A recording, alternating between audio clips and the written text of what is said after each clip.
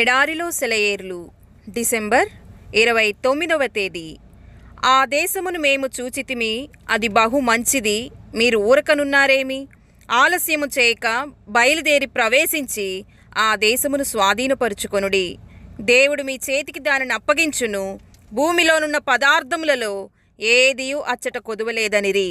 న్యాయాధిపతుల గ్రంథము 18వ అధ్యాయము 9-10 వచనాలు. లేవండి, మనం చేయడానికి ఒక నిర్దిష్టమైన పని ఉంది. మనం స్వాధీనపరుచుకుంటే తప్ప ఏది మన స్వంతం కాదు. అక్కడ యోసేపు పుత్రులైన మనష్షే ఎఫ్రాయిములు స్వాస్థ్యము పొందిరి. యెహోషువ గ్రంథము 16వ అధ్యాయము 4వ వచనం.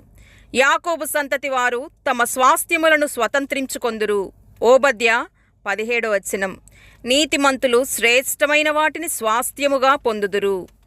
దేవుని వాగ్దానముల విషయంలో స్వాధీనపరుచుకునే విశ్వాసాన్ని మనం కలిగి ఉండాలి.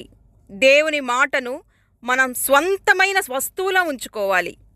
స్వాధీనపరుచుకునే విశ్వాసం అంటే ఏమిటి అని ఒక చిన్న పిల్లవాడిని అడిగితే, ఒక పెన్సిల్ తీసుకొని నావి, నా యొక్క అనే పదాలన్నిటినీ అండర్లైన్ చేయడమే అని జవాబిచ్చాడు. దేవుడు పలికిన ఏ మాటనైనా తీసుకొని ఇది నా కోసమే అనుకోవచ్చు. ఆ వాగ్దానం మీద నీ వేలు పెట్టి ఇది నాది అనాలి. వాక్యంలోని ఎన్ని వాగ్దానాల పట్ల ఇది జరిగింది అని నువ్వు అనగలవు? ఇది నా పట్ల నిజమైంది అని చెప్పగలవు? కుమారుడా, నీవు నాతో ఉంటే నాకున్నదంతా నీదే. నీ స్వాస్థ్యాన్ని నిర్లక్ష్యం ద్వారా పోగొట్టుకోవద్దు.